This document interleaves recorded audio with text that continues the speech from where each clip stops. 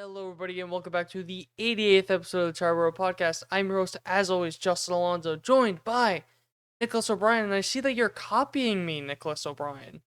Yes, I found headphones. You did find headphones, you I copying did. me now. I did. I had headphones for the longest time, and I lost them. I have no idea where they went. So I found these Samsung earplugs. Oh, I So thought they were Apple. no, they're Samsung. So I'm not completely copying you. Are they completely comfortable? Not exactly. But do they get the job done? Absolutely. And that says a lot about baseball too. Sometimes things are going to be uncomfortable, Thanks, but everyone, you'll for be watching. I hope you guys have a great... Yeah, but... Yeah, not it's not gonna be a happy episode.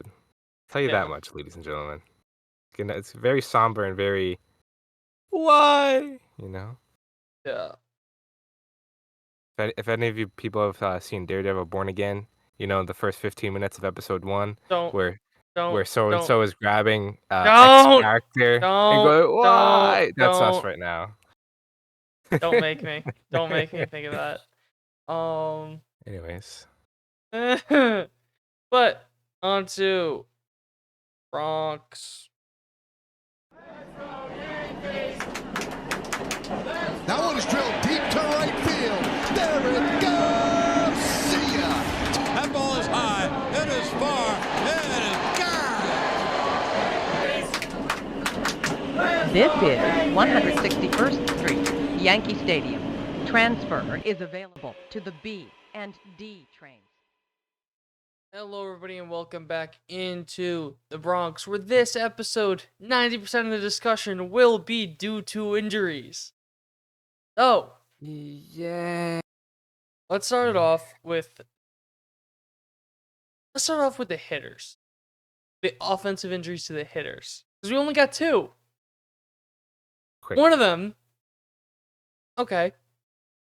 I'm not going to be happy about a guy getting injured, but it may be best for all parties that he is. I Does don't it think really we talked about it. change that much? Yeah. DJ LeMahieu was shut down for baseball activities for the next couple of weeks with a calf strain. They have no idea when he's going to be back. I think that they have I think that they know when he will be back. Never. But they are not telling him that because he will not be. Because they will stash him on the IL. They will collect the insurance money until he's saying, I am literally been healthy for 2 months. Like, you know what? You're right. DFA. You're so right. How could we miss this? You're not healthy for us though. 60-day IL to DFA. That's what that screams to me. Like, Yeah. oh, we have no idea when he's gonna be back. Like, he could be back in a week, and they're being like, "You're gone, buddy." Right. Yeah. But getting into a different one, Giancarlo Stanton is unsure when he will be able to swing a baseball bat. He has Yeah. severe pain in both of his elbows. It's PRP is the injection, right? Mhm. He got his third round of PRP injections, and surgery is on the table. And if he gets surgery, he will miss the season. Not great. Not great. Obviously the DJ injury sucks. Probably more for DJ than the Yankees. Probably helps the Yankees in terms of roster management, but the Stan injury is just. I feel horrible for Stan himself, and obviously it feels so mean, but it's much bigger loss than LeMahieu. And I mean, that's not mean. Stanton is quite literally bigger than DJ LeMahieu. You know what? You're so right. But I don't even know because apparently this has been a thing. This isn't technically new. And now if surgery is a non-0% chance, it's a little scary, and I'm not really sure what to think of it. And I'm starting to think of just you got to move on this season as if Stan's not coming back. I think we're almost at the point where get it. Yeah. Because it's a thing of if he doesn't get it now, this will be an issue in the future. Right. And you have, after this, 2 more guaranteed years under contract for Stanton. If he doesn't get the surgery and he just kicks the can down the road, it's essentially tennis elbow, which is Right. tendonitis in both your elbows and like your UCLs and all that type of shit. One, who says that just doesn't snap? Right. 2, not playing the field anyway, so it's gonna be a much quicker recovery from if you do get like Tommy John or whatever it would be. Right. 3, it gets when it's being described as severe pain. When it gets to that point, you start losing like functionability in the elbows. So you start losing Right. power in the elbows. And if Giancarlo Stanton isn't hitting home runs and hitting the ball hard, like, he's not gonna have a job. Yeah, and a very quick Google shows that, because the closest thing to this is tennis elbow, that can last for more than a year. Like, it's not something that goes away quickly. So even if they try to rest and rehab it, there's a chance he misses the season anyways. Yeah. And then if it doesn't go away, then say he needs surgery next year, and then he misses next season. Yeah. So again, it's more so for Stanton's sake, like you said, if it's that severe, and if he's in that much pain, I can't see why they're gonna just try to like rest and rehab it. And on like another note too, and obviously this is more of this doesn't really matter as much, but right now dude's a borderline Hall of Famer. If he doesn't get the surgery, I just don't see him making it. Yeah. Just because Yeah, he's not gonna. definitely gonna be tough. I think his career is cooked if he doesn't get it. Honestly. Then again, as we may be the Triboro MD, we are not actual doctors, We know contrary to popular belief. Yeah. So they may know something. They may be able to take a strand from his Achilles and put it in his UCL and then make it Right. better. And Yeah. because they're doing you that type can of do shit that. now. I mean, he wasn't gonna That's run the fast thing you do. anyways. Yeah, so Oh, if he's a tad slower, so be it. yeah. Take a couple things on his knees. Yeah, he'll be all right. How important are like your lower abs? Not very. I don't think so. Plop like one abdominal ab. on each elbow. That'll look pretty. Ah. Abs on your elbow. No, And he was just that's starting to like, get facial that hair checks out. too. Like he was looking I sick know. of facial hair. But Yeah, yeah, yeah, because this opens up so much when it comes to the roster, especially with DJ being out. Because if I scroll down in my notes, there are 2 guys that I think are kind of the favorites right now for the DH. Obviously, if you put Judge at DH, whatever, like Grisham, not including that, but 2 guys that currently aren't on the roster that are favorites, in Everson Pereira and Ben Rice. So Everson Pereira, I did not know this. He's still only 23 years old. I thought he was 25. He's hitting 375 with a 474 on base, 750 slugging so far in spring, 1.224 OPS with 2 home runs. One thing that is concerning to me is, and not overly concerning, a small sample size, but definitely is a little concerning. 6 strikeouts and 18 plate appearances. That was kind of the thing with him, just struck out a lot. But Yeah. he's got the bat. That's, at the end of the day, he has the bat. It's just a thing of if he could strike out at like a sub 30 rate, the bat will play. Just has to get below that rate. Even if he hovers 30, I think that's passable. Yeah. Like obviously depending on production, but if he's around Stanton levels, if he could just be like a Stanton light, Yeah. I think you'll be fine. But he's been pretty impressive. I'll admit. Where is it? There it is. One of the home runs I know is 107 miles an hour. Yeah, that you can't fake that.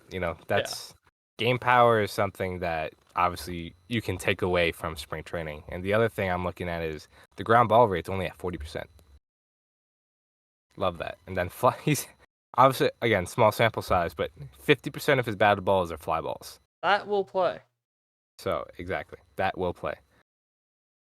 But he could also obviously play left field. He DH left field, so you got two positions there. Say you want to DH Dominguez because you don't trust him in the field, then you can just obviously toss Pereira there. And if he's able to hit lefties well and be like average, actually, no, take out the fielding part. If he can hit lefties, I think he has a locked in spot on this team. Yeah. Just because That's of fair. have no one that could hit. You have Aaron Judge, Paul Goldschmidt, as long as he doesn't like become a corpse. Paul Goldschmidt in theory. Yeah, the theory of Paul Goldschmidt. The theory of Paul Goldschmidt. So, yeah, if he can hit lefties and prove that he can consistently hit them, I think he has a spot on this team for the rest, health permitting. Yeah, for sure. And one thing too is he did get Tommy John last year, so they weren't sure when he would be able to play the field. Would be wrong, but I think he played the field the other day. I know if he didn't play the field the other day, I know the plan is for him to play it like his next game or like in 2 games or something like that. So he will be ready for opening day to play the field. How many innings? Who knows? Because you kind of saw what they did with Dominguez, where they slow played him in the field. Yeah. And again, if he's in the outfield, he's most likely going to get replaced defensively by like Trent Grisham. But yeah, what was I going to say? I was going to say something. Usually do. I usually do say something on the Triboro Podcast.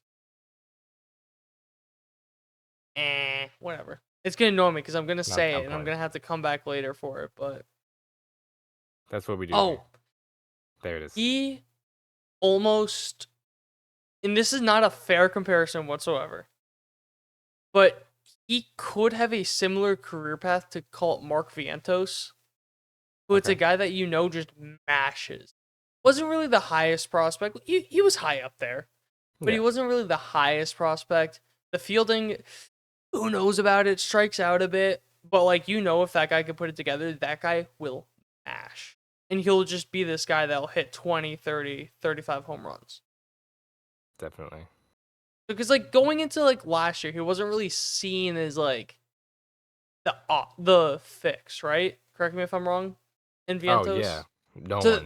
No one would have expected him to do what he did. I mean, even myself, who obviously I was higher on him than most, but still not expecting, 130 WRC plus. Coming into the year, no one would have expected that. Yeah. Obviously, I'm not saying Pereira is going to hit 130 WRC plus, but I see some parallels between him and Vientos that could translate if he could just cut down the strikeout rate a little bit. And the bat, if it does, obviously translate. But definitely. Then the other option for DH is Ben Rice. The numbers aren't that good. He only has a 544 OPS with a 214, but he has a 214 BABIP, meaning when he puts the ball in play, finding gloves. Because he is absolutely roasting the ball. I texted you the other day. He had like a 104 mile an hour line out, and then someone made a diving play on, like, I think it was like a 98 or 99 mile an hour ball. So he is absolutely crushing the ball. He already has the 2 hardest hit balls of his professional career in spring training so far. So his exit velocity has gone up. He added 10 pounds of muscle. Everyone knows that story since like June, July, whenever he came up last year. So I don't really care about the OPS being that low. I think the Yankees are going to be like, all right, this guy is mashing. So they're just going to go with that. But it's going to be very interesting because, in my opinion, you got those two are kind of like the front runners for the DH, but I could see some sort of platoon role. Yeah. But I think Rice is definitely like a shoo-in at this point. You sure? Even with the bad numbers? Because I believe, it's what? Call it 180 plate appearances from last year. The batted ball quality is there. Like, it's there. What's his BABIP last year? Fake. Does he have it up? BABIP? It's bad. His BABIP was 186. Yeah. Which is criminally low. And with a 15.6 barrel percentage. Can't fake that. expected slug was You cut call out. it like you can't fake expected slug either. Like that was around 80th percentile. Expected weighted on base average, above average. He's walked a good bit. He didn't chase a lot. The strikeouts were a little high, but this guy has consistently barreled the ball at each level he's played in. To think that's not going to translate into the major leagues, I think is a little bit of a disservice to him. Is he going to have trouble? Absolutely. He's going to go through ebbs and flows.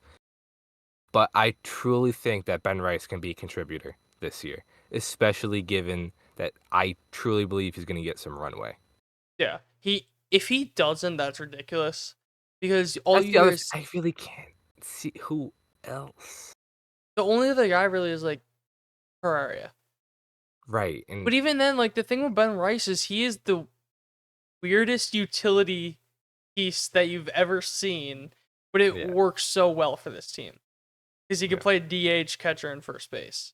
right. So, because say there's a tough righty on the mound that you don't want Paul Goldschmidt to hit against, just toss in Rice at first base. Say Yeah. that Austin Wells is a little banged up and whoever the backup catcher, who I'll get into soon, has played like a little bit. You don't want to overdo it. Okay, put him at catcher. So just, yeah, there's way too many places that he can play that benefits the team. Yeah. I agree. So, yeah, but then let me take a sip of water. I think the other option you're looking, if it's not Ben Rice, you're probably looking at Dom Smith, who's having a good spring. That doesn't do it for me. It does. I love him to pieces, but he's not a.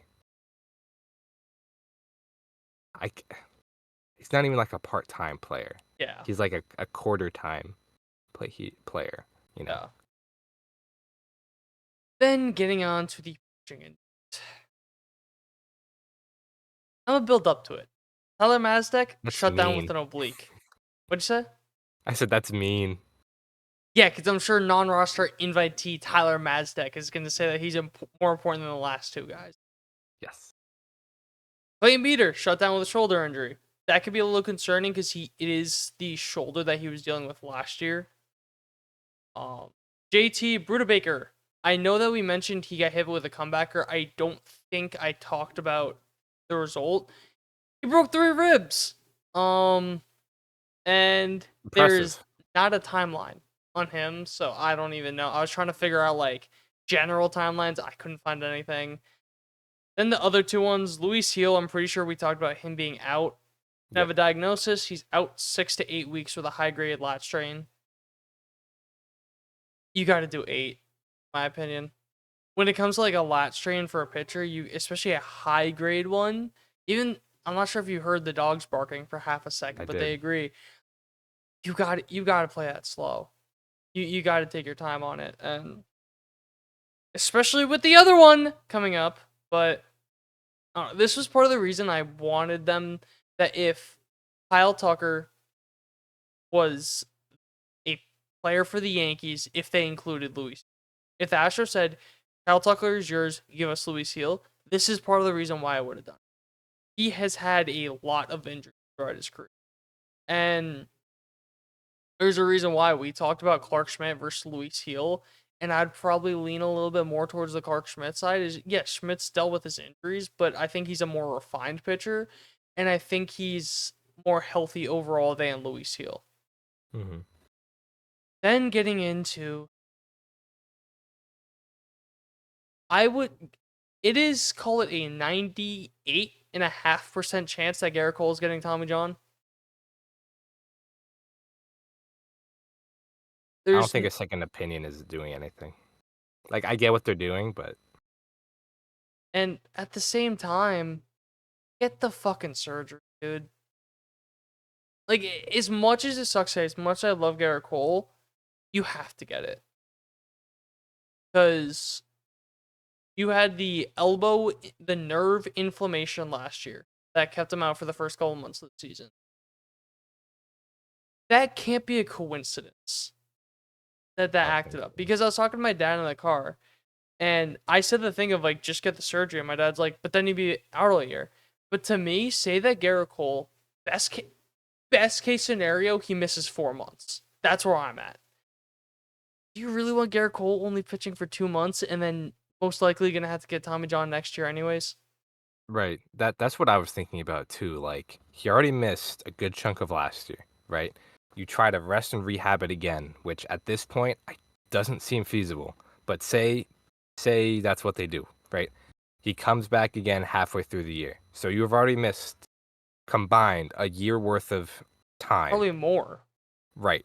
And then comes spring training next year, elbows barking up again, and now you have to get the surgery. You have essentially missed 2 years in a 3-year span. That's more of a disservice to the team and Cole himself. Because also keep And in just mind, missing now. Gerrit Cole has pitched so many more innings than like Anybody outside else? like Well, 2 or 3 yeah, guys in baseball. maybe like Zach Wheeler. But Like, yeah, oh, I was talking just in general, like career wise. fair enough. Like outside of like 3 guys, call it, he's pitched the most innings in baseball, and he's never gotten Tommy John. So his elbow has never been reconstructed. He's never had any Pristine. severe injury. What'd you say? I said it's pristine. So until no, but now. I'm just saying that thing has to have so much damage on it already that even if it's not fully snapped that UCL, it's a ticking time bomb and they got to fix it. Yeah. So, because it's also a thing of this is part of the reason why Cole didn't opt out of the Yankees contract. Because he knew that there was something wrong with his elbow, and he knew that if teams are gonna say like, yeah, you're probably gonna have to get Tommy John, and he has to get Tommy John. He's not making 144 million. Right. And something I saw on Twitter is like, oh, the Yankees had a chance to opt out of the contract and they didn't. No, they didn't. They had a chance to, if Gerrit Cole said, I'm opting out, but you could void the opt out at a 10th year. The Yankees never had a choice to say like, oh, you're done, because Cole didn't opt out. Yeah. If Cole opted out, then yeah, the they had an wording's out. very odd, though. Yeah. I will say. It is. Like, it is. Yeah, it's a little up for the debate right now, but regardless, the Yankees didn't have that much of a chance to get out of it. Like, if he did opt out, which again is up for debate, that still is out of their control. If he wanted to opt back in, because I know they had to go to the Players Association and do some like background nixing or whatever. But at the end of the day, the Yankees Fucking didn't have Boris. much of a choice in the matter, because it's either Cole opted out or he didn't, and he did, but he didn't. So again, the Yankees can't really do anything about that. Yeah. But where do you go with this rotation? Because with both those guys out, you went from potentially the best rotation in baseball to Very middling. yeah. I would say uninspiring. You have, especially because you have the top 3 guys aren't models of health either. And Well, depends who depends who you're talking about for being 3. who do you have 3? I'm just looking at Fangraphs. What does Fangraphs have at That's 3? Marcus Stroman at the moment. Don't You blame me, have blame Fangraphs. Max Fried, number 1, Carlos Rodon, number 2, then Clark Schmidt, number 3. Yeah. The thing with Clark Schmidt, we actually got positive news on someone. It is possible. Clark Schmidt is making his spring debut tomorrow, so he's back. Hopefully, he's fine. It didn't seem that serious. It seemed more like a rest thing with him. Then you got Marcus Stroman 4, Will Warren 5, which I will say at the end of the day, I am really happy that Will Warren most likely will start in this rotation, because we both talked about how much we both That's love probably Will Warren. The one like silver lining, which is really like you're really kind of reaching for it still. Yeah, because he's been pitching awesome. He added a curveball in his last start. He only threw it 3 times, so take that for what you will. It could just been like a change, like to mess with guys, to give a different look. Yeah. But at the same time, tinkering. Now Will Warren has 5 pitches. So I think there's a very real. There is a chance that right before Luis Hill gets back, that Will Warren ends up being your 3 starter. I can see it. Because I think if I had to rank this based off talent, I would probably go Fried, Schmidt, Warren, Rodon, Stroman. Just based off upside. I feel like Rodon's still up there. His stuff always plays, you know what I mean? It's more so a thing of how good I think Will Warren's. Fair enough. And I also think that Clark Schmidt is criminally underrated. Also fair enough. But then your number 6 starter. Do you know who their number 6 starter is without looking at Fangraphs? Even though you did. Even though I did. Not really, because I don't know which direction they're gonna go. I don't see it being anyone other than Carlos Carrasco. Yay! Yeah, I mean, He's having a good spring. at Blake. Hear me now. If you could turn Carlos Carrasco into a decent pitcher, because something a lot of people also are not talking about, this makes it a lot easier for Marcus Stroman to hit that vesting option. A lot easier for him to hit that. Yeah. So, that... I mean, there's also a world where, someone like Carlos Carrasco makes this roster over Will Warren. I think so. No, I'm saying, please no. Oh, yeah. Because they might want him to get more development. How many innings of AAA does he have? I mean, the thing with Will Warren is he looked like he was going to be the 5-starter last year in spring training. And then Luis Hill said, nah, I'm going to do my own thing. Oh. So there was a very realistic chance he made the rotation last year. Right, and yeah. he has only gotten better, and the Yankees rave about this guy. So. Yeah, I mean, he looks really good in spring. I will say I did not realize how bad his AAA year was. 23 starts, 5.9 ERA. Was that league average? Well, you know what? Probably not too far off. The FIP was a lot better. It's 4.63, expected FIP 3.75, but I don't know. They might put him back down just to, get some more, just to see more, maybe. I don't think he has much more to, developing that the know. minors can help him with. Which is fair. I'm not sure. I'm not sure they're sold on him yet. I am. I think they're pretty sold. I But- think something catastrophic would have to happen for them to not be sold on him. Yeah. And I think he obviously brings the most upside. But I think someone like, Carlos Carrasco could provide, innings. I think that would be fine. Call it 5 innings, 6 innings, 3-4 runs. You look up in May, he has a 4.6 ERA. You take that's serviceable. You take that. Yeah, I think that's possible. Is it likely? Maybe not. The past couple of years have not been great, but I was gonna say the one saving grace, reuniting with Matt Blake. Right. So had his best years under him. Yeah, absolutely. Obviously the stuff isn't really there at 38 years old.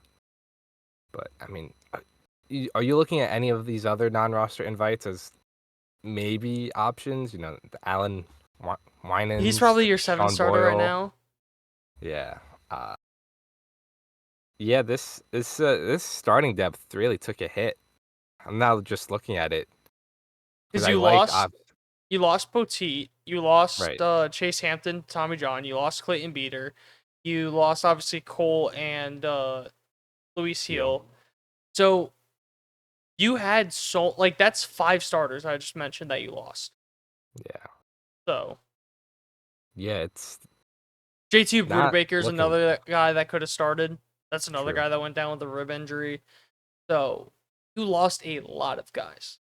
Yeah, it's not looking pretty. I think this is probably worst case scenario B. Yeah. Uh, but I'd the one say saving grace. Go ahead. 2A.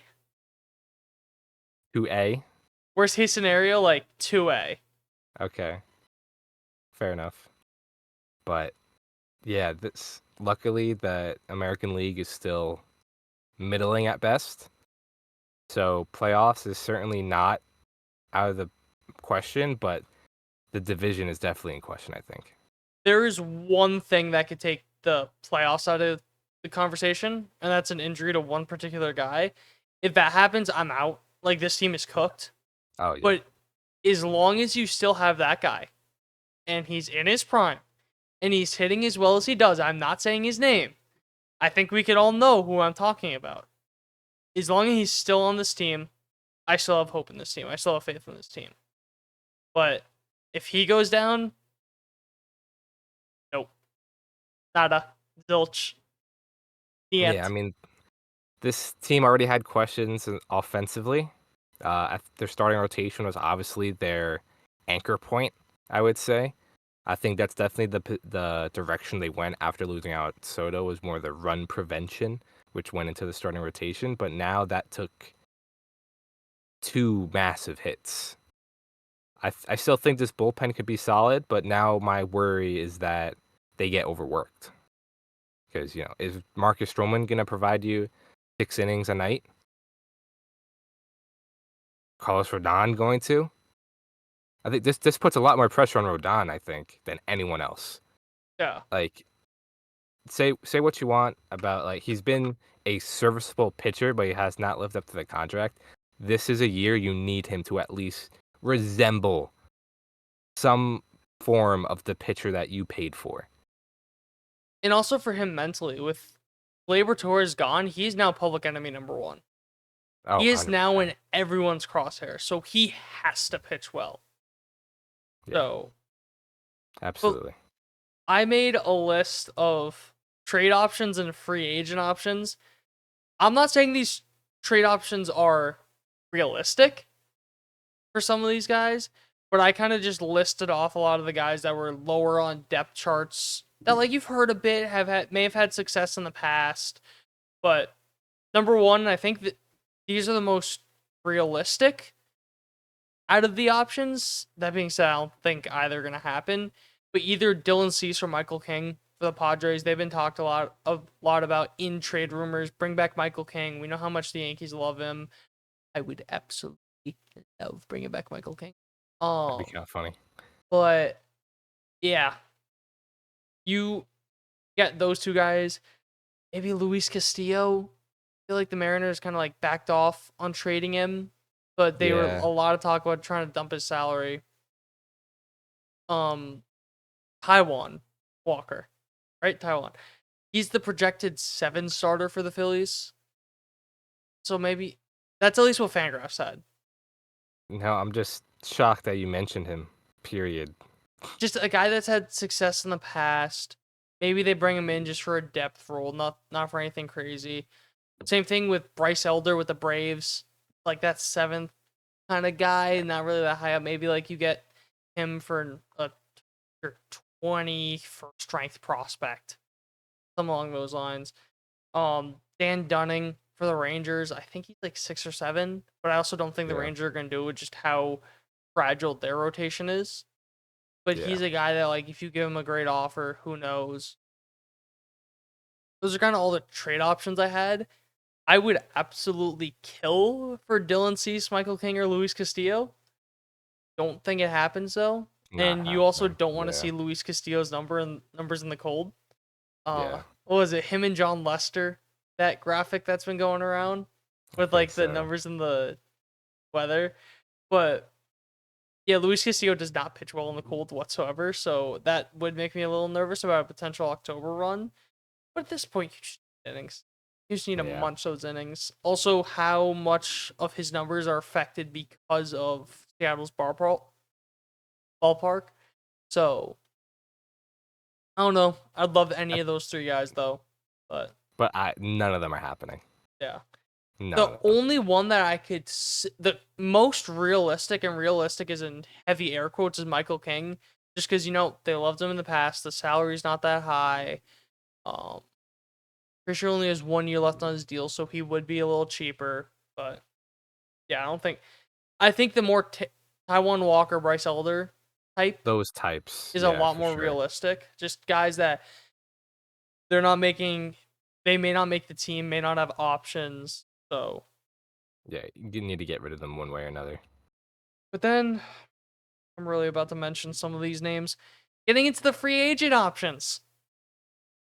Patrick Corbin, Lance Lynn, Kyle Gibson, Anthony DeSclafani, Alex Wood, James Paxton, Spencer Turnbull, 38-year-old Johnny Cueto, 45-year-old Rich Hill.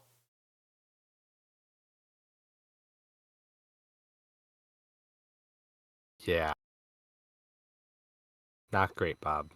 I could see them maybe taking a flyer on Corbin because they loved him in the past. They were very close to it was like them and the Nationals to sign him in the end. So I see them maybe taking a flyer on him because there has been buzz about they said there's been interest in them trading for him in the last couple of years. Mm-hmm. So not good. Yeah. But at least he has previous years of talent. Yeah, I mean, he makes 32 starts. His FIP is a lot better than his ERA at a 4.41 FIP last year. It's not bad, but he's been awful since 2019. I'd say since 2020. Yeah, fair enough. It's the one name that I think would be the only acceptable signing, because I don't think anyone else is better than what you have. The one guy I'm looking at is Spencer Turnbull, which I'm shocked never got signed. He made 7 starts with the Phillies last year, 17 appearances, over 54 innings. He had a 2.65 ERA, a 3.85 FIP. Yeah. This guy showed major success with the Phillies last year, and he's the one guy I think could provide upside. I think everyone else on the free agent list I think is kind of more of a floor signing. Kyle Gibson's going to give you innings. Lance Lynn, innings. Patrick Corbin, innings. Spencer Turnbull might give you innings with potential, solid 4, low 3, high 4 numbers. Everyone else is just that back-end innings eater type. But at the end of the day, I think it just goes to show how dire this outcome is for the Yankees. You can't, especially this late, you can't really turn anywhere. There's 45-year-old Rich Hill, come on down. Yeah.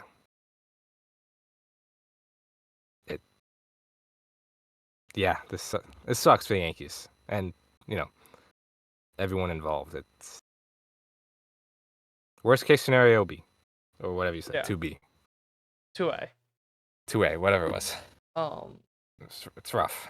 Yeah, but then getting into other things, because I do have a couple of things that I did want to mention. Get to them. Did you see Jason Dominguez's sprint speed the other day? I did not, but I feel like I know where this is going. So Bobby Witt last year averaged 30.5 sprint speed. Elite. Jason Dominguez ran down the line at 30.4. Even if that's not his average sprint speed, but he's like a 30, that's insane. That's fast. That is fast. Big boy fast. That was more just like a quick note than anything else. Because I feel like his speed is definitely one of the most underrated parts of his game. Yeah. But then getting into a couple of other things, backup catcher, JC Ascara seems like he's just going to be the backup catcher. He is hitting 375 with a 400 on base, 625 slugging, a 1.025 OPS, 2 home runs, 6 RBIs, and 25 plate appearances. Only a 20% K percentage. He was never a high K guy in the minors. I think he only has 1 season with over 100 Ks. I could be wrong. gonna fact check myself that right now, but he's always been a guy that's like decent walks, low strikeouts. But let me get to it. Now where strikeouts? No, I am wrong. The most strikeouts he's ever had in a season was 76. So Puts the ball in play. You'll take that, especially from a yeah, backup catcher. And he does obviously have some offensive upside. yeah. Then shortstop. There was a article in the Athletic by Chris Kirschner where the numbers are they're nothing special. Hit a home run yesterday, but he's hitting the ball significantly harder.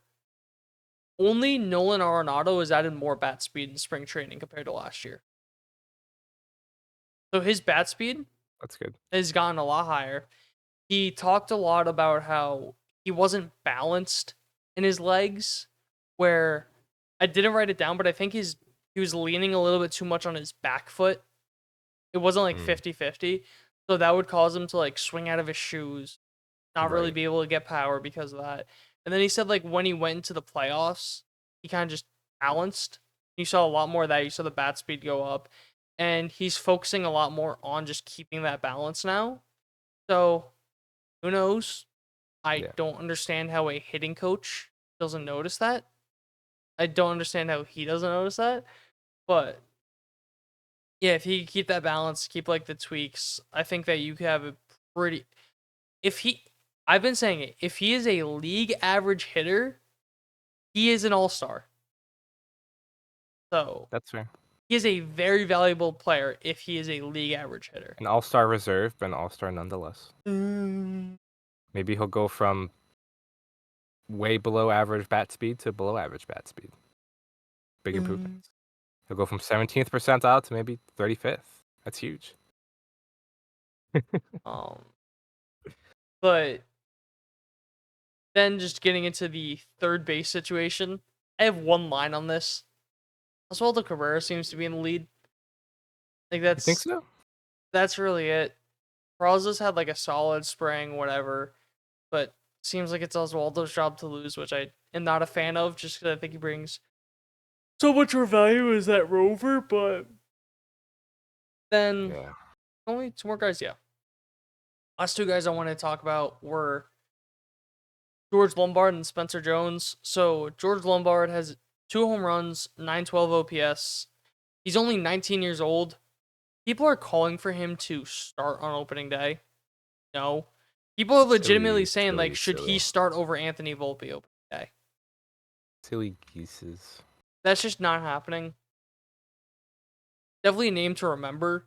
I think that he could be your future third baseman because he probably Which I does. talked about a lot. What'd you say? Which I talked about a lot. I didn't know what they're doing with the future of third base, but Yeah. I think I mentioned him. yeah, you did. I don't You know, did. but- yeah, no. So he's a guy that they love.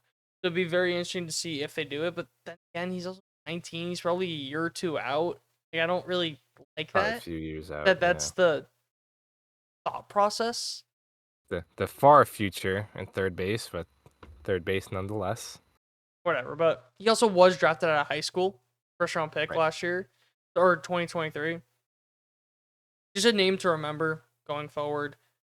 Spencer Jones, everything has been in the air so far. He's been pulling the ball a lot. He robbed a home run yesterday.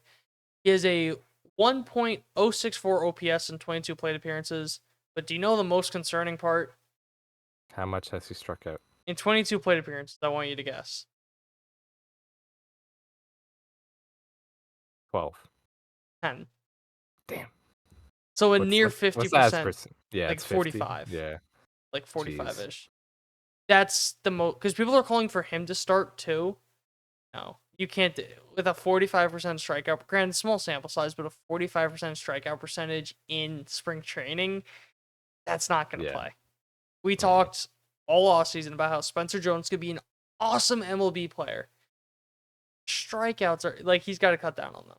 Yeah. And I think the high end comp for Spencer Jones, who do you think it is? I think I've mentioned it before, but Forget. Did you mention Tucker? I feel like you mentioned. I don't No. know. I forget then. I feel like what's it called? I may have mentioned Tucker, but I think it'd be Joey Gallo. Rangers. Joey Yes, Gallo. yes. You did Where it's mention like that. a Yeah, I lower remember that. batting average guy, but awesome defensively. I think Right. he's even faster than that Joey Gallo. But if you're people are saying like, oh, he's just gonna be like Joey Gallo, that's his best outcome. Hell yeah, you're telling me that he's gonna play awesome Thanks. defense with 40 home runs? I'll take it. Yes! Yes! But I don't know, some people are so bozo-ish, but Bozoish. that's all I really had. They got to find some way to weather these pitching injuries. I'm very worried, especially like you mentioned with the bullpen getting overworked.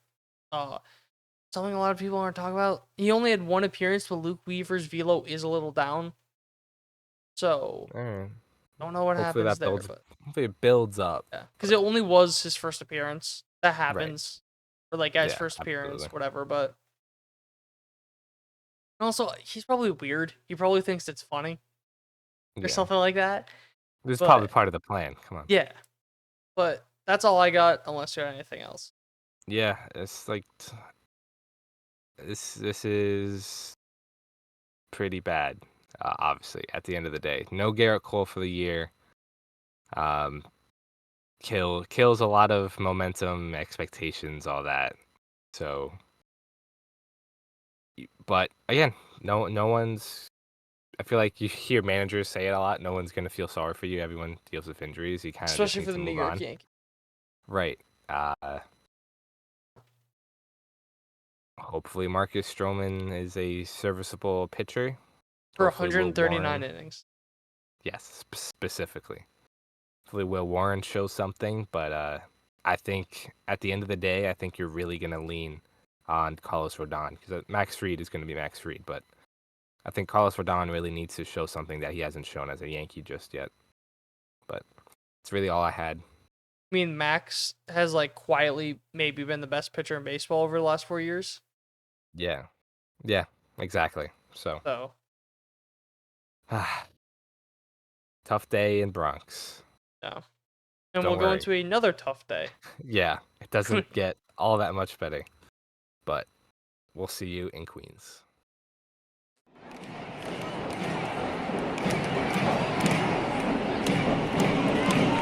It's out of here! And the Mets win it! This is Mets Willets Point. Transfer is available to the 7 local train. Transfer is available to the Q48 bus to LaGuardia. Hello, everybody. Welcome back to Queens. Another somber section. Because obviously, we have some injuries to report, so we'll just jump right into it. Your injury report brought to you by Triboro MD. Gonna hit 2 quick ones before the big one. Brandon Nimmo is dealing with knee soreness. He played in his first spring training game about like a week and a half ago on the 28th of February. He played for a couple innings, came out, and then he experienced soreness over that weekend. He received an injection in his knee this past weekend, and they'll ramp him up from there. Thankfully, it's early, or not too early, but it's kind of you still have about 2 weeks before the opening day, so not too worried about that. But just something to keep an eye on with Brandon Nimmo. I was just gonna say because that is call it soreness. For argument's sake, I'm just gonna call it an injury. Mhm. That is his 3rd knee injury since 2022. Yeah. So Yeah, and I it's feel like he been, always his has feet, like his legs. injuries in his knee to his hip. I feel like he always has injuries, whether it be quads, or hamstrings. Like just looking at it, like hamstring, knee, right hip, quad. What the hell is intercostal? I think that's like your like, oh my god, what's it called? Oh my Jesus, like Is the it upper body? inline of your thigh. No, I think Okay, it's so kind of like thigh, yeah. waist area. And then knee and again, but yeah, and then also But, the plantar fasciitis. right. Yeah, I do think they might be a little intertwined, kind of like your body compensating for your foot.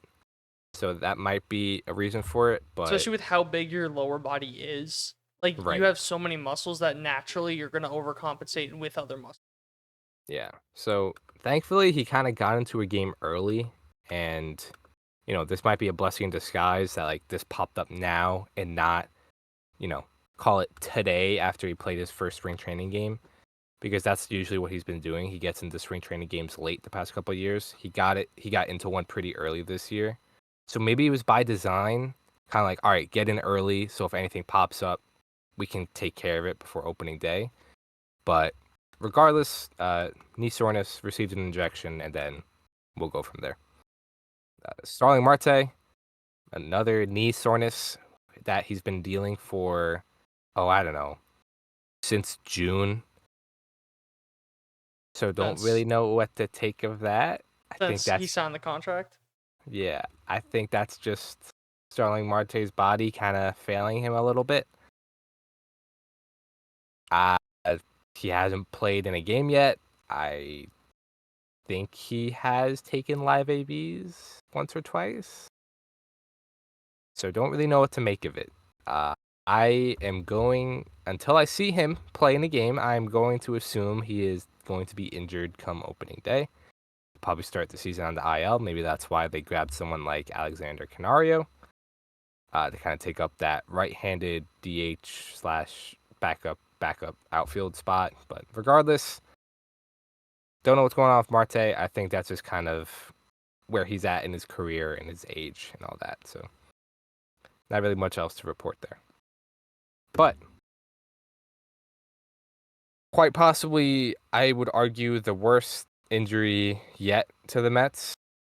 Francisco Alvarez has a fractured hamate bone in his left hand. That is his receiving hand, his catching hand.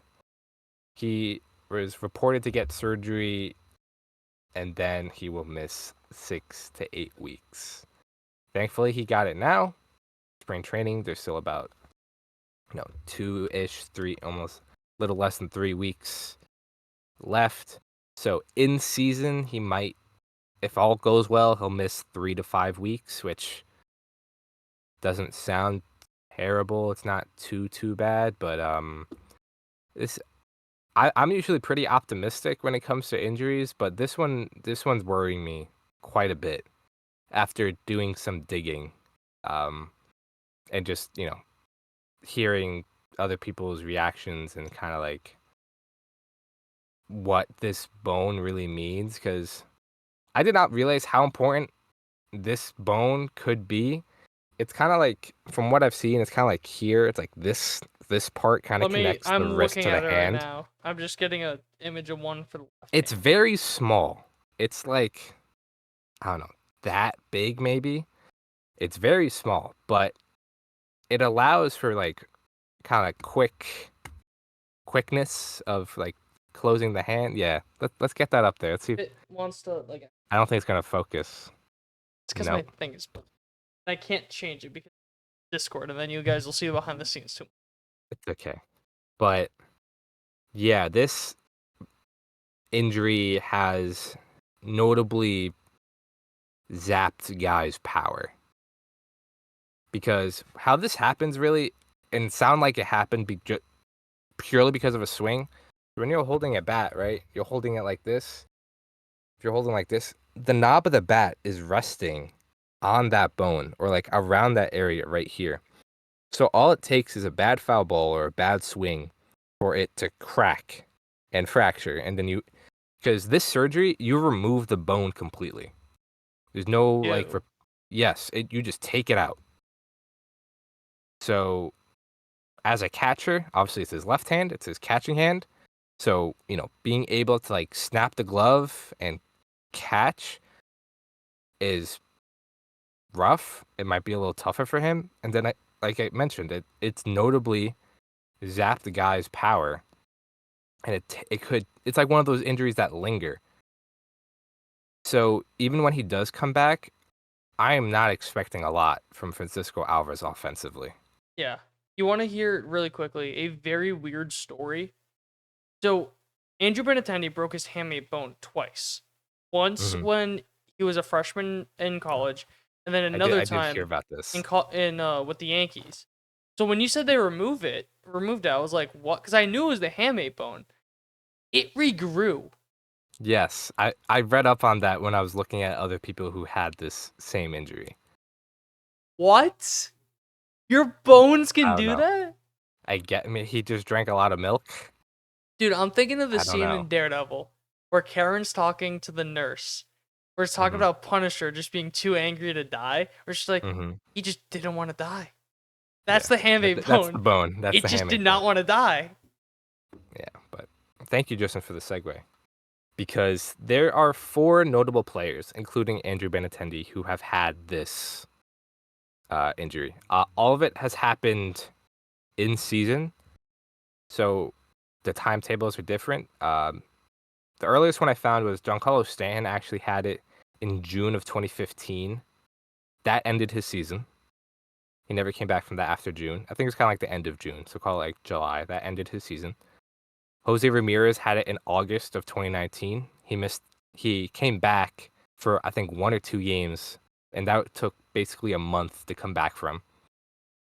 Andrew Benintendi, September of 2022, like you mentioned, Justin, he missed all the playoffs. And that year, the Yankees made the ALCS, so it was a deep playoff run. He never came back for that. Not deep in the And fucking then, ALCS, but yeah. And then Mike Trout had it in 2023. I think he had it in I think it was August or July. He came back in 7 weeks, but he came back for 1 game, had a setback, and ended his season. So in terms of coming back, it's a little dicey. It's a little hit or miss. I will also say you mentioned 3 guys that are very injury prone. Jose Ramirez is injury prone, but the other 3 guys are very injury. Yeah, but this injury is a freak thing. Like this is No, I but I'm wouldn't saying call. with like the coming back and having Well, setbacks. they had setbacks of the injury Okay, fair. because of the hand. Fair. So take that for what you will. But in terms of coming back, it's a little dicey. I think we're probably looking at more of the 7 to 8 week range than the 6 to 7 or 5 to 6. But in terms of offensive production, obviously Stan, his power never really left after 2015. Jose Ramirez at 2019, he's still had power. Mike Trout, we haven't really seen much of since 2023, but I would say his power is still there. I wouldn't think it's all that zapped. He's also just a Yeah, exactly. like So him it's and hard to Stanton compare. are such outliers that like even Ramirez too. Like it's tough because you literally mentioned 3 star players. 3 like the Yeah. players that like everyone knows in this like Right. And then Andrew Benintendi. So, that's World Series champion Andrew Benintendi's here. my bad. I'm a little worried just from a future perspective because to no fault of his own, really, because I'm not calling him injury prone. Francisco Alvarez cannot stay healthy. It was the ligament in his thumb, same hand, ligament in his thumb last year. Now it's the hamate bone in his left hand this year. Like, he keeps getting injured in freak ways. Like, it's not muscle, well, I guess the ligament, but like, again, that's freak. I wouldn't say that's because it's not like he pulled a hamstring. It's not soft tissue injuries. Like, this guy can't stay healthy for the life of him, and it's just another season where we're not going to get a fully healthy Francisco Alvarez. Because even when he does come back, I have no idea what to expect from him offensively if this injury is going to affect him as much as it sounds like it will. And just from a more overall future perspective, like, what does this mean for his future? Like, are we ever going to see Francisco Alvarez ceiling? I mean, you never really see a lot of guys' ceilings, but is he ever going to be that 30 home run bat that we kind of talk about him as? I think it's tougher now, especially with this injury. And then catching, right? I think that's the big one. Obviously. I don't know how that's going to affect him because obviously the guys I mentioned, none of them are catchers. I couldn't find a player a catcher who had a similar injury and how that kind of affected his catching game. So I don't know what to expect from that because, again, you are removing a bone that connects your hand to your wrist. Being able to snap and close, I don't know how much that's going to affect it. And Francisco Alvarez is forget about the injury now. Just missing Francisco Alvarez hurts a ton. The offense can still be good, but Francisco Alvarez can take it to another level. And then you talk about catching and calling a game and all that.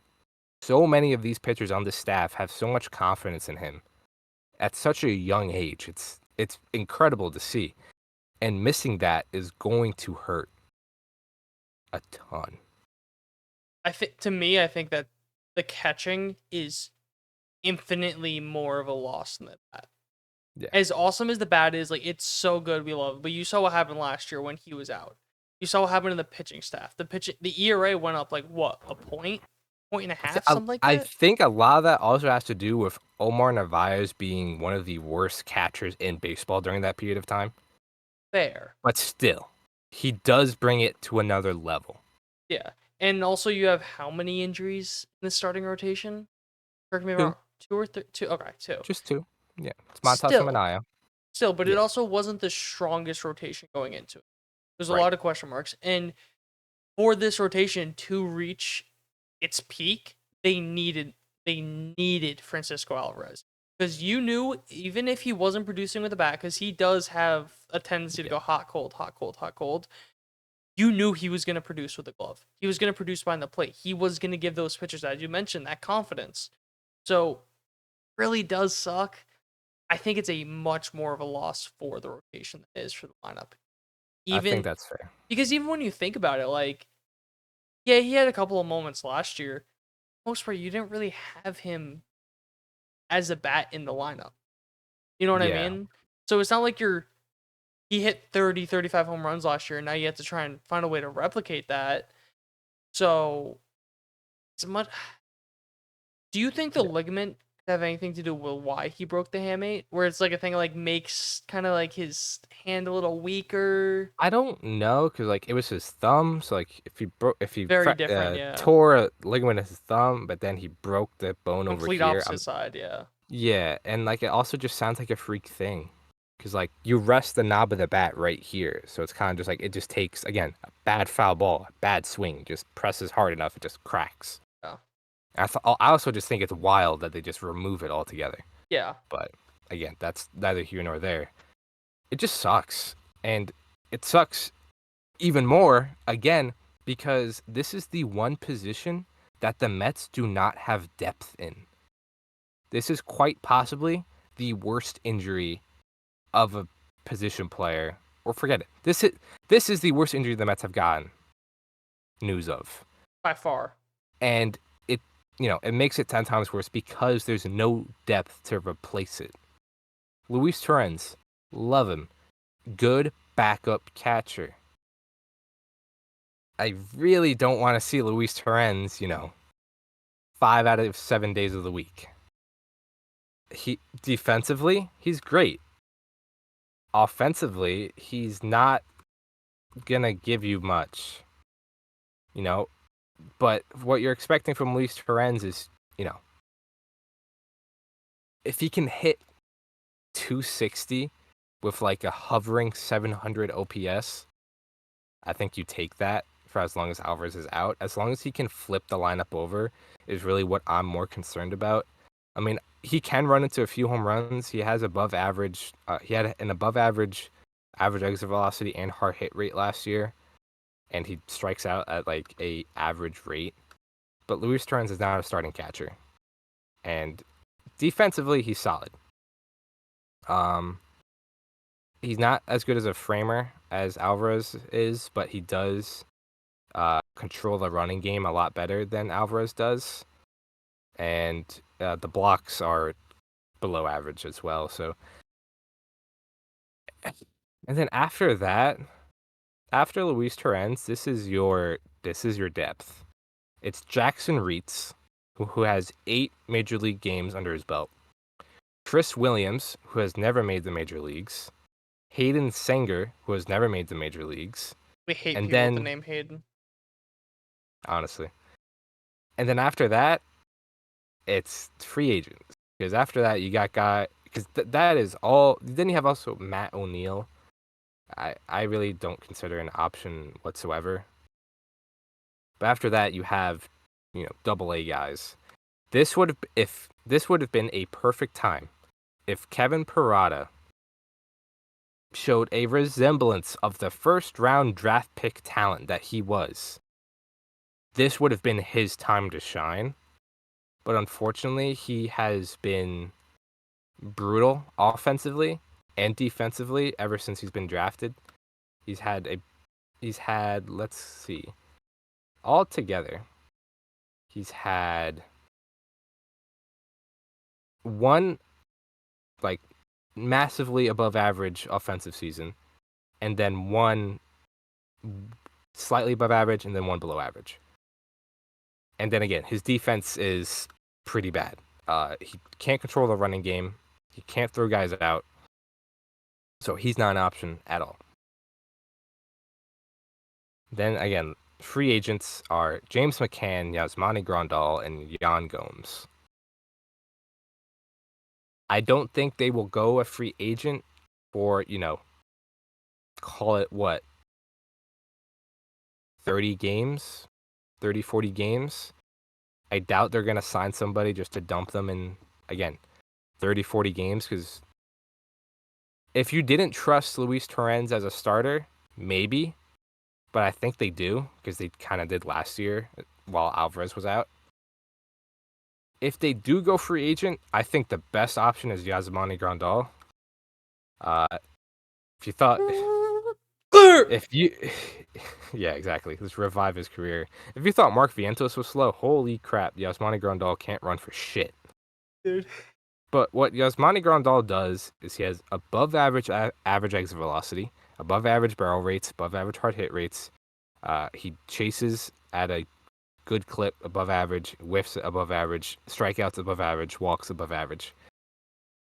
You can also kind of platoon Luis Torrens and Yasmani Grandal if they do go that route. Yasmani Grandal is better against right-handed pitching. Luis Torrens, the right-hander, is better against left-handed pitching. That lefty swing is... His swing is also butter. Dude, when he connects with the ball, it is one of the sexiest swings of baseball. It really is.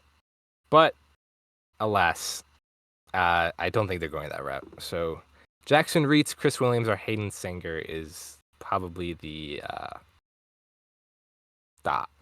go-to here. Jackson Reitz is kind of like, he's kind of like average at everything, I guess. Chris Williams gives you the most offensive upside, and then Hayden Sanger is like defensive specialist. He won, I forget if it was the league's platinum glove or like the Mets organization platinum glove, but whichever one it was, he won the platinum glove last year as a catcher. So his defense is superb. And then Chris Williams, between 2 years in Minnesota's AAA, 2023 and 2024, he hit over 30 home runs. So 20 home runs in, 95 games in 2023, and then 17 home runs in 88 games in 2024. So there's offensive upside there. Hayden Sanger, defensive specialist. Let's just put it that way. So we'll see what happens, as none of these guys are inspiring at all. And it just goes to show that Francisco Alvarez will be pretty missed for those 3 to 5 in-season weeks. But again, I think they can weather the storm. I think I'm more concerned on the defensive side, the pitching staff side, because I think they can get by offensively. They should be able to get by offensively. It's just a little tougher now because you kind of have that bottom third of the lineup. Say what you wanted before. Now it looks a little rough. Right now, Fangraphs has it Jose Siri, Jeff McNeil, Luis Torrens. Jose Siri, who the fuck knows? If Jose Siri wants to go on a Linsanity run for a minute, the beginning of the season is the time to do it. And then what are you gonna get from Jeff McNeil? He's looked better as of late in spring, but he's still not having that good spring that he wanted. And then again, Luis Torrens, you're just hoping to God he can flip over the lineup and maybe run into an extra base hit. So this just sucks. And again, this is the one position the Mets were not. I feel like saying not prepared for is a little like mean or hyperbolic, but it feels like they just didn't have the depth for a catching injury. And then again, at the same time, I feel like it's so hard to have catching depth. That too. Because if you're That's a fair. good catcher, you're not depth. Right. So. Yeah. The catching as a whole in the league is a little hit or miss. You're either, average 90% offensively. Yeah. Average offensively, average defensively, or above average defensively, below average. There's only a few guys who are kind of like a good catcher. But Monty Grandal was that. he was that years ago. Brewers But guys, Monty Grandal. He has Stearns has 2018. experience with him. 2018, yes, Monty. But yeah, this sucks. The worst injury the Mets have gotten thus far. Knocking on wood. Hopefully he doesn't miss a ton of time.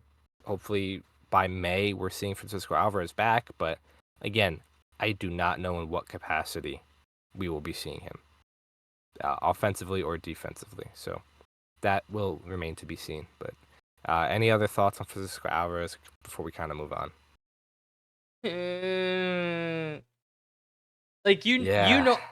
I may be more bummed out about this Francisco Alvarez injury than you.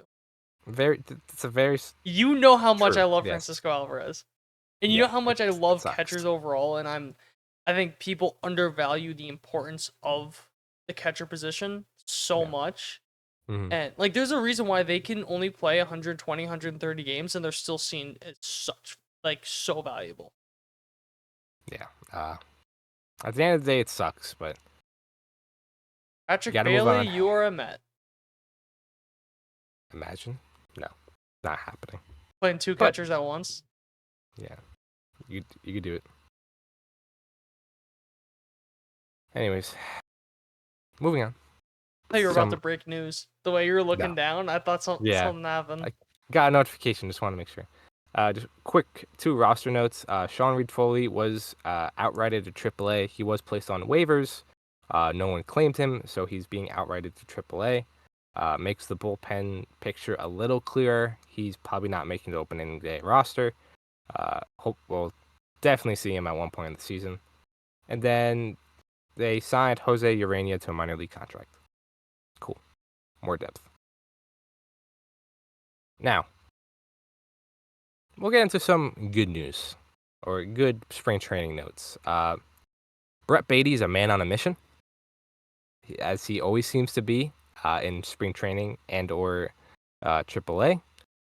Thus far in spring training, Brett Baty's hitting .375 for 444 on base, 708 slug for a 1.153 OPS. He's walking 11% of the time and striking out only 11% of the time. So he's basically walking once for every strikeout. So, I think this is Brett Baty's utility spot to lose. Funny enough. I think he's played one televised game on second base, and he looked fine. Again, he didn't look, spectacular, but he looked fine. I think the need for a backup shortstop is overvalued. I think we talked about it in the last episode, where unless Francisco Lindor is injured, you don't really need a backup shortstop on the roster. And then, God forbid he does get injured, then you call up, probably Acuna. So I don't really think they need that versatility from Baty. I think as long as he can play third base, which we know he can, and then a competent second base, solid. Now, the one thing I'm going to say, and this might be a little out there, if Brandon Nimmo is not ready for opening day, can you see a world where Jeff McNeil starts in left And Brett Baty is your opening day second baseman. I mean, the world's there. The world is certainly there. I don't think it's that crazy to say. I think that gives you probably the best offensive-minded option, because the other option would be, someone like Alexander Canario playing in left field. If Brett Baty doesn't make this team, that is so, like, you're never hearing his name again. Yeah, I think the only reason he doesn't make the team is if they really, really, really, really, really, really, really, really want a backup shortstop.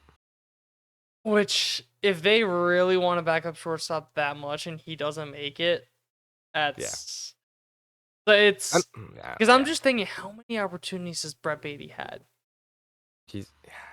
Call it, I don't know. 17,000? At least 3. So he's got called up in the summer in 2022. Then he got called up in April in 2023. He made the opening day roster in 2024. Now we are in 2025. Yeah, so This is his last chance for This is it. Yeah. If he doesn't make the roster, you're right. I don't think we're going to be hearing much of Brett Baty. He's going to be an injury fill-in, and he'll be gone by the offseason, methinks. Yeah. But I truly think he can make this this roster as kind of the utility man, and I don't know, man. I'm drinking the juice. I'm drinking the Brett Baty Kool-Aid. His swing's different. He looks determined. Seems to have a good mindset. I'm drinking it. He's still hitting ground balls at way too high of a rate. It's 55% still in spring training. But the swing just looks good. I'm drinking. You cannot be as pessimistic on Anthony Volpe as you are while being this optimistic on Brett Baty. Because unlike Anthony Volpe, Brett Baty has shown offensive upside. So has Anthony Volpe. Not to the extent I think Brett Baty can be. Okay.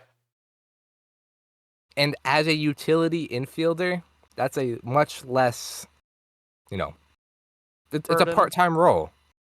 As a starting shortstop, he's good defensively. I know that. He's not good offensively. But it's more so on the changes. They're like, oh, the changes, they look so good. This is the first time Brett Baty has made a change. How many times has Anthony Volpe made this change that just didn't stick? Multiple times, sure. Exactly. This is the first time I could look at Brett Baty and be like, all right, he changed his swing. There's something different. Anthony Volpe has done it 15 times already, and he's been in the majors for 2 years. Hey, he just needed to learn balance. Oh, sorry. He just. My fault. I must have plucked his whisker by accident. He'll be more successful than you ever will be. You're right, because I will not be playing Major League Baseball. Anywho, as a part-time role, I think Brett Baty's a good fit. I think, again, solid third base defense, competent second base, and I think we have an answer for the utility spot. And if we don't, then Brett Baty is not a New York Met. This is his last shot. But moving on from Brett Baty. Really quick on Jose Siri. He's having himself a solid spring. He's hitting below 250, but he has 3 hits. All 3 of them are home runs. I call this the Jose Siri experience. The thing I'm happy about, he has 5 walks to only 5 strikeouts. He's not striking out, every at-bat. He currently has a 23.8 strikeout percentage in 21 plate appearances. So, obviously it doesn't mean a lot when the guy has never had a sub-30 strikeout rate in the majors. But maybe if he can be, 29-30 instead of 35. That'd be cool. That would be nice. Pete Alonso is also having a solid spring. He's hitting 250, a 429 on base. The slug hasn't come around yet, 438 for an 866 OPS. He has more walks and strikeouts. It's only 5-4, but still, he looks like a much more patient hitter at the plate, or like a much more disciplined hitter at the plate. I wouldn't say what's it called? Patient, more disciplined. Like he's laying off the pitches he needs to lay off. He's not chasing as much. And apparently he's very similar to Anthony Volpe in his balance. He fixed something with his hips or something, of like his swing. So he feels better about it. But 429 on base. That's pretty good to see. Because Pete Alonso has never been an on base guy, obviously. He's just been a slugger. He had his highest on base percentage was 358 in his rookie year. So, say what you want about his power and his slugging, which has gone down year after year. If he kind of makes up the difference as an on base guy, not completely, but if he's slugging like 480, 490, but getting on base like at a 370, 380 clip, that works. I think that you take that. But it's good to see Pete Alonso have a nice spring. That's really what I'm getting at. The last good note before I get into just the two little bad notes. The Mets might have found a guy in Max Kranick. 7 innings, a 0 ERA, a 1.4 FIP, 34.8 K percentage, has not walked a batter, and his stuff grades out very well in a lot of stuff plus metrics. His four seems really good, and his slider and sweeper are disgusting. And on like a pitch movement thing, like the pitch movement plot, his slider and sweeper are where a lefty would basically throw their fastball, or like the movement profile of a lefty fastball is his slider sweeper. He gets so much vertical break or vertical rise on the slider and sweeper, which is very weird to see, but it works, and it obviously grades out very well, that it comes in like a lefty fastball from a movement perspective, which is very cool to see, very interesting. But there's a very real shot this guy makes the opening day roster, and I would be shocked if he didn't. The only thing he has against him is he does have options, but this guy has been one of the best pitchers in spring so far. Yeah, he's been super impressive, and very excited to see what he can do in a more, major league role. Yeah, I'd be shocked if he doesn't make the roster at this point. Especially, he's just one of those guys that screams spring training story that makes the team. Right. I didn't even notice Fangraphs now has him making the team as well. I didn't even notice that. Yeah. I'd be kind of shocked if he doesn't at this point, just because, like you said, how well he's pitched, how unique his stuff looks. Yeah, definitely a different look. Because I even mentioned it on the radio show, like, was just on Thursday, that he has solid numbers and there's buzz about him. And I think he only pitched 4 innings at the time. Now it's up to 7 with no runs. Yeah. So the strikeout numbers are really good too, right? Yeah, so far in spring, 34.8% strikeouts. Yeah, really good. So he should make this team. Unless something else happens, he should make this team. Yeah, because he also, again, has the ability to go more than 1 inning, which I think will be needed at the beginning of the year, definitely. Especially if Jose Butto was forced into a starting role. Yeah, I don't think so. Would it make sense? Probably. I don't think that's the way they're going. I think they're going to commit to him as a bullpen role. But even if they do, now they have 2 guys who can go multiple innings, which, again, I think you'll need because, Clay Holmes got up to 4 innings, I believe, on Sunday. Like 4 innings, 65 pitches, I think it was at. So he's building up at a good rate, but if Clay Holmes can only go 4 or 5 innings at the beginning of the season, then you kind of piggyback him with a Jose Butto, Max Kranick to get into the 6th, 7th inning. I think that works out pretty well. So he looks really good. Very excited for him. Now Really for my quickly, two do you know little who's points. batting leadoff against the Yankees today? Who's batting leadoff? Gleyber Torres. Of course he is. I just saw that. Sorry, No, you're good. I saw that and I had to mention that. It's gonna be funny. But 2 quick bad notes. I'm only saying this is bad because he himself has said he wants a good spring. Jeff McNeil so far at spring training. Let me see if these numbers has updated because he had a solid game yesterday. Yes, slightly updated. So far in spring, Jeff McNeil is hitting .231, 310 on base, a .446 slug for a .656 OPS. I'm only saying it's bad because he himself has come out and said that he wants a good spring training, and so far he's kind of having a spring training. So take that for what you will. I will say I did notice a pretty big difference with his swing. He used to kind of hold his bat in the back, but now he's kind of holding it like very, very Matt Olson-esque, where it's kind of like out. Before it was kind of more back and kind of loaded, but now it's kind of like up front. So I don't know, and then Edwin Diaz has had 2 appearances so far, and he has no idea where the fuck the ball is going. He has had no control whatsoever. It's only 2 appearances, so I'm not sounding the alarms, but it's certainly not a great look when he has again, 1.1 innings pitched, a 20.25 K per 9, and a 20.25 walks per 9.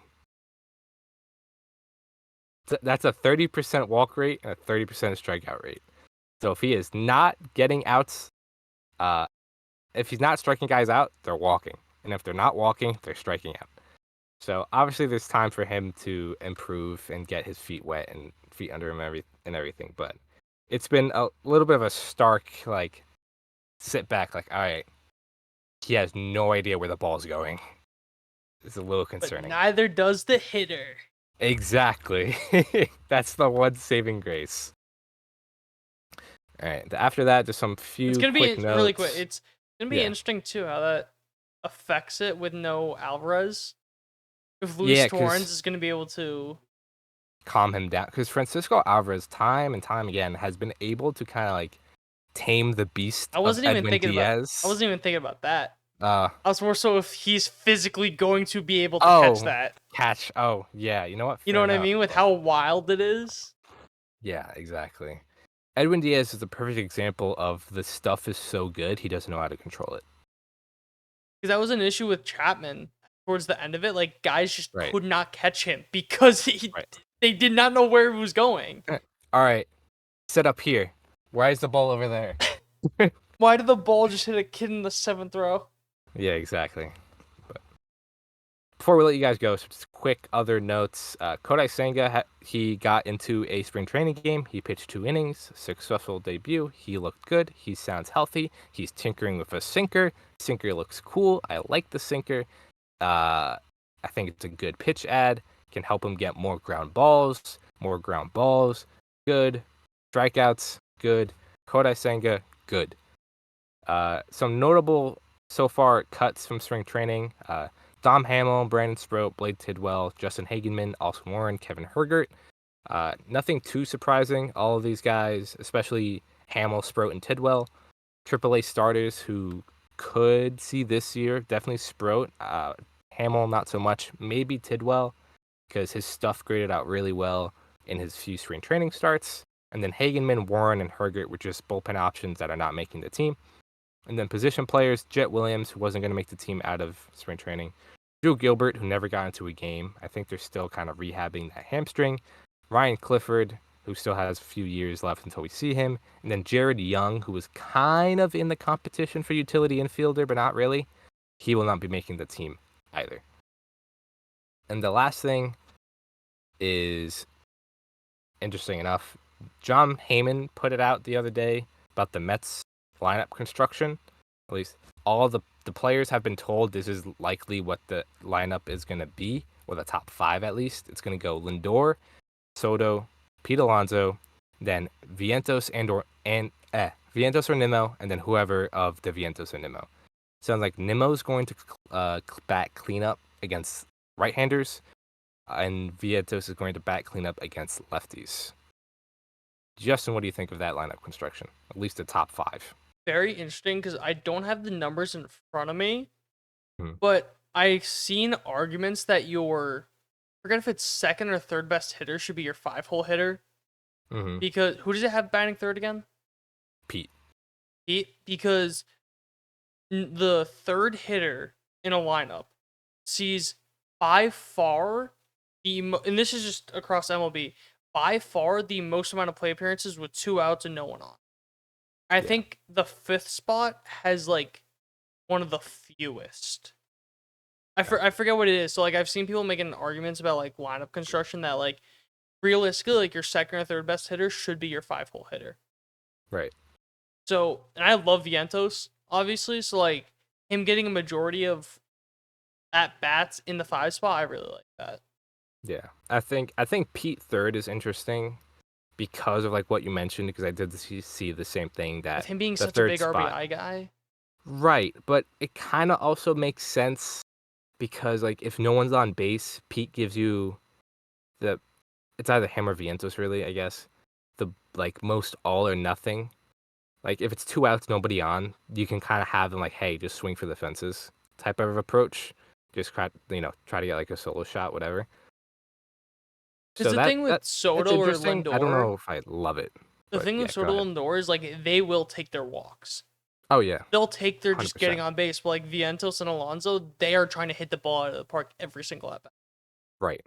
So And I do like Nimmo fourth. It may be unconventional, but I do like it because it's kind of like that second leadoff. Because if you go down 1, 2, 3, now you got Nimmo leading off the second inning, which I really like. So I do like that a lot. But and then I'm sure the rest of the lineup will fill itself out. But the top 5 I think is pretty formidable, as long as everyone kind of plays up to their potential or around their potential. But that's really all I had. If you have annoying because I wish you had anything else. Alvarez, but Yeah, me too. He'd probably bat like 6th or something, 6th or 7th. But probably so. what are you gonna do? But yeah, that's all I got. If you had anything else to add, yeah, Alvarez injury absolutely sucks, but still a lot to like from this team. Clay Holmes looks good. Max Kranick might be a diamond in the rough. But with that being said, thank you guys for listening. Thank you guys for watching. If you're on YouTube, remember to subscribe so you never miss an episode. Leave us a comment. Let us know what you think. What are your thoughts so far for the Yankees or Mets? If you're listening on Spotify or Apple Podcasts, remember to follow us there as well. Leave us a 5-star rating. Lets us know that you're enjoying the show. Now, on top of that, follow all of our social media accounts at Triboro Podcast. Instagram, Twitter, Facebook, TikTok. That's all of them. Give us a follow there. Obviously, we'll have more content as the spring training rolls on and the season approaches. That being said, thank you guys again. We'll see you in the next episode.